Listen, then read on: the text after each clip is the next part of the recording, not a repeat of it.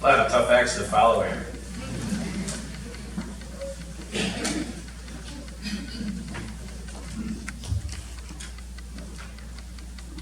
So I'm Tim. Cindy, my wife, is right here.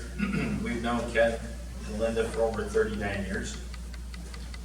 There's a whole lot of things that have happened, all of those stories that you've heard, all of the fun things that you've experienced with Ken.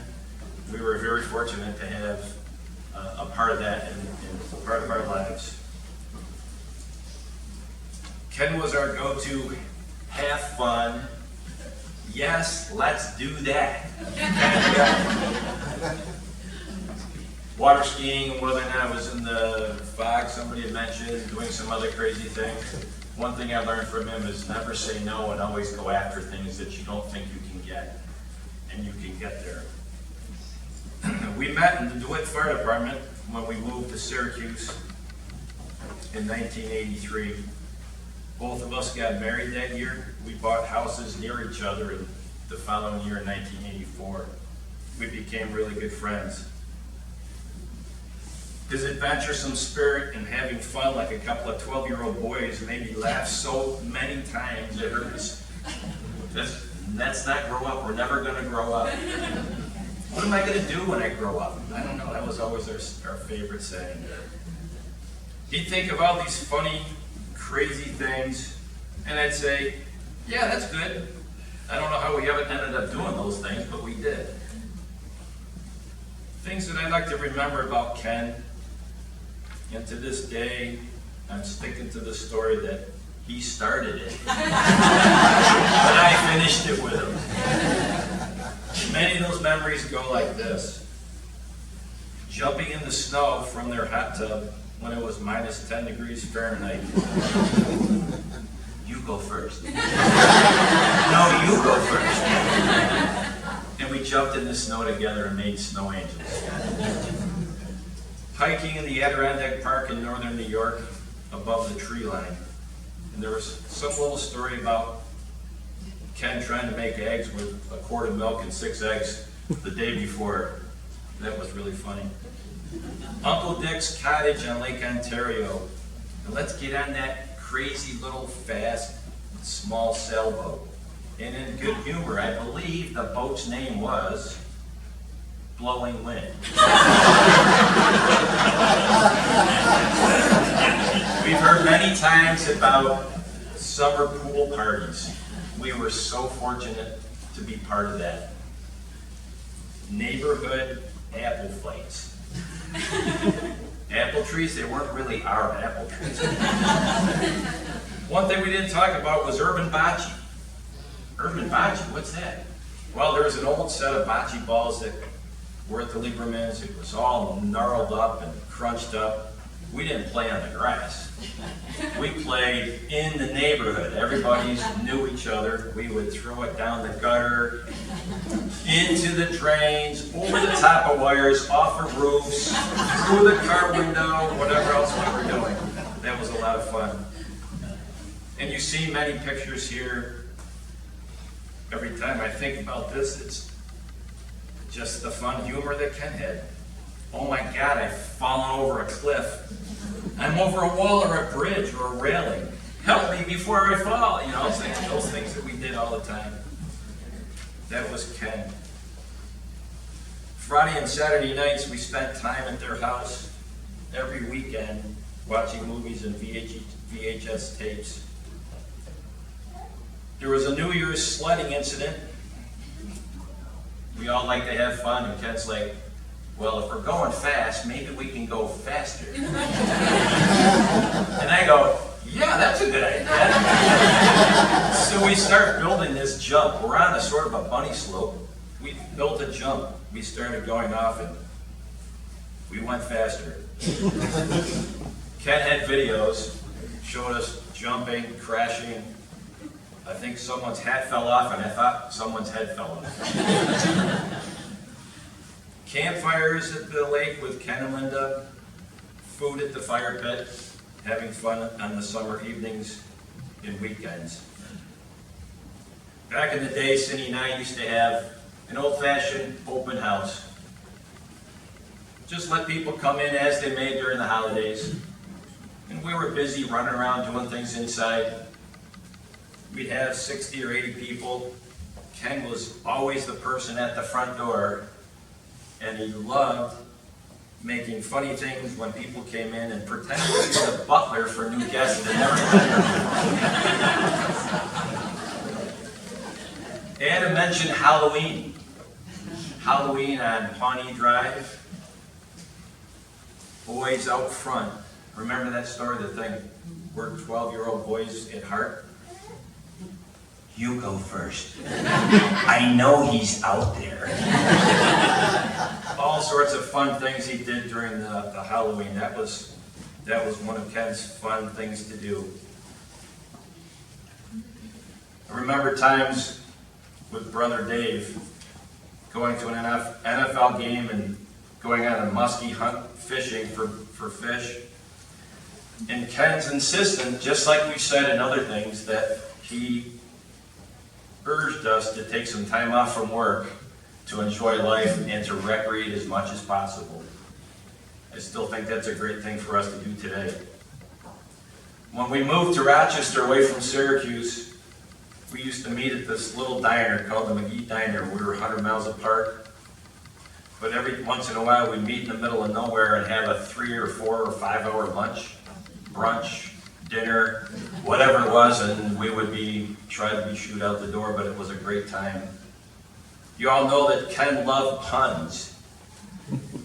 Play on words. We always sought to find great punny birthday cards for Ken. And one thing that you may not know is that we found a lot of punny butt birthday cards and those kind of things. So we started the cruise pieces, planning cruises. I just went along because Ken and Cindy figured that out. Gold medals, scavenger hunts on cruise ships. We're on one of our first cruises, I think it was. There's a pool. Ken's looking, and he's looking around. He goes, "Oh, there's a deep end over there. What's this?" There's a porthole halfway down to the next deck. So he goes, "Hey, Linda, Cindy, a couple other girls, go downstairs and look through the porthole." "Oh, why do you want to do that?" "Just go down. It'll be fun. It'll be fine." The next thing he sees, everybody sees, is the fish face. After that, there was a butt shot against the porthole window. And I believe the girls were laughing so hard they peed their pants. Ken and I used to have different names on cruise ships because he really didn't want people to know who he was. He would get up in front of a whole cruise ship of people and, "Well, what's your name? Where are you from?" "His name is Biff." "I'm not using my real name. Are you crazy?" So he gave me the nickname of Thor. We did some really stupid stuff. But man, was it fun. Many people will talk about the cruises that we did. Some people may remember a story about a vac man vacuuming up stuff in a 5-story atrium. We were laughing so hard, making jokes. Somebody thought we were drinking vodka instead of water. Ken was always first in snorkeling. That was one of his passions. I didn't really know how to snorkel when I first met Ken. He goes, "Come on, jump in, it'll be fine." He was always first in the water. He had a really great little habit of grabbing little cereal packages, you know, those little boxes that you can get, and sticking like 6 or 8 of them inside of his wetsuit. And his favorite little thing was, "Hey, watch this." He'd swim underwater, grab those things out and pop them, and there's a pile of cereal that came floating up. And of course, what happens then? There's about 1,000,000 fish. And he loved doing that to other people that were totally unsuspecting. And a lot of them would scream in their snorkels and try to swim away. One of my favorite One of my favorite tours was when we were in Antigua once. We were looking around, hey, let's go on a snorkel trip. I'm like, oh, this would be great. Ken's looking up and down the beach. He goes, well, there's a spot down there. And I'm like, yeah, but there's a really nice looking boat right over here. He goes, no, that's like $15. We're not going to spend that kind of money. So we spent $7 and went on Coki's glass bottom boat tours. Well, we waited, looking around for Koki. We're thinking it's this really nice shiny boat. Well, we're asking him, where's the boat? He goes, it's right here. Well, where is it? It's right there. It's about 14 feet long, maybe 16. It had 15 different shades of paint, whichever was left over. We get in, we notice, oh, there's an outboard motor, but there's no handle on it. Oh, there's a 5-gallon bucket for a gasoline can. So we said, all right, we're adventuresome, let's go. It's an adventure with Ken. Everything was an adventure. Let's go get it done. We start leaving the bay. Water starts coming over the bow. We get out 7 miles. We had the best snorkeling adventure ever. The other people, they were too crowded in that big fancy boat. When we got done with that whole excursion, we said, Ken, did you see the glass bottom boat? Yeah, it's about this big. There's a little piece on there. But that wasn't the part that was fun. It was fun doing something with Ken that he encouraged me to go through and do. A funny story during cruising, we're young, let's take our girls to the jewelry store in the Caribbean. And Ken, in his typical fashion, the guys would wait outside and the girls they're walking inside, and they're not real big shoppers. Cindy and Linda don't like to shop. But they're like, wow, these little rings and stuff are pretty nice. So they're looking at some rings. Ken comes in. Hey, I got a question. What's the D to E ratio on that one? What are you talking about? This person's trying to be really serious. Yeah, what's the D to E ratio? I just want to know how that is. And they're like, well, what is that? The diamond to emerald ratio, you know. So they thought Ken was from the cruise ship trying to catch them so they would not be allowed to sell things to people on their cruise ship or give specials to them. So that was something that was pretty good. Another funny one, Ken was the incredible seasick man in one of our costume parties on ship. That was funny. The lake, everybody's talked about the lake, Otisco.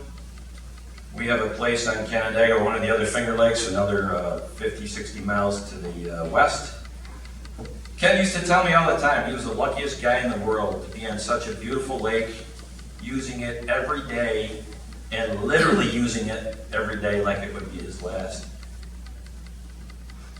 When he came to our place, my mother-in-law would be there once in a while. She would make tuna macaroni salad and homemade spaghetti and meatballs. Ken's quote, man, this is the best. He loved tuna macaroni salad. 12-year-old kids again. So we start playing with a whole bunch of kids in camp. We're playing hide and seek.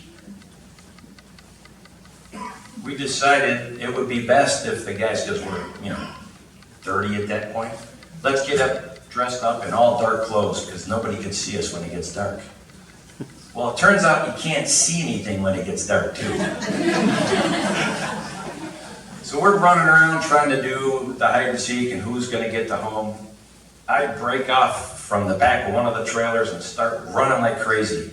And I can still hear in the back of my mind Ken going, wire, wire. And I'm like, wire, boom. I get clotheslined. I forgot about the cable that went across the driveway. Feet went up in the air. We laughed for about 2 days after that. We still laugh today.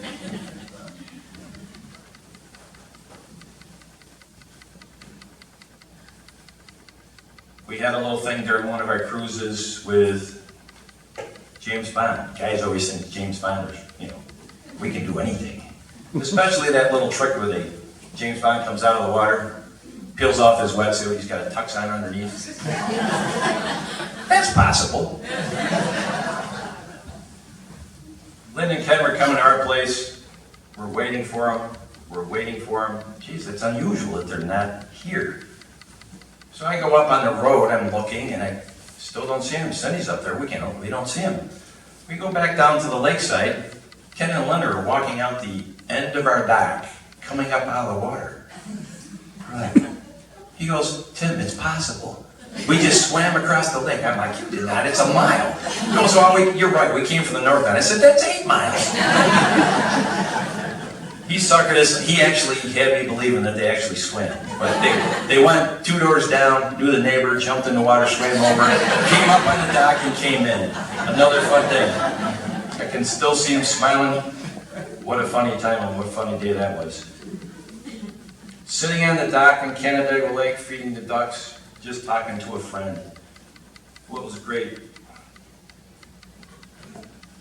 Then the time for Ken and Linda to move south. We're going to be a lot further away, but it wasn't like we were that far away. When we learned more about the villages and Ken's understanding and his intense desire to make it better, and then seeing both Ken and Linda here, now we thought every day here is better than a 5-star cruise. How lucky you felt being here and having such a great time. We had a great national park bus tour out west before the whole COVID thing kicked in. We had a lot of fun doing things out there, and there were a lot of pictures with us hanging onto rocks, holding boulders up, doing all those kind of fun things that we used to do. Ken was insatiable from a curiosity on how things worked and why things were and what they were and why can't we do it better. Never thought things that couldn't be done. He was always so positive. He encouraged me, he encouraged many people, including the entire family, to look, be better, achieve things better for all people. He never spoke a bad word about people. He was a gentleman for sure. We need more people like him in this world. He will always be our best friend. And I'm sure he'll agree we need to think of the fun times, the funny stuff, and the great things in life, and just be good and nice to others. That's how I remember Ken. So let's honor him as we go forward in our daily lives by doing good things and never forget the times we had. And maybe someday we'll hear him say, hey, remember when Ken did this funny thing? We'll all have a laugh and a warmth in our heart from one of the good guys. And when somebody says, hey, let's try this, let's go for an adventure, say, yeah, try it. Do it. Don't wait. And remember Ken as he'd be smiling on all of us, figure out the next adventure, the next funny thing to do, or way for others to succeed. Here's to our best friend anywhere, to Ken. Rest in peace, buddy.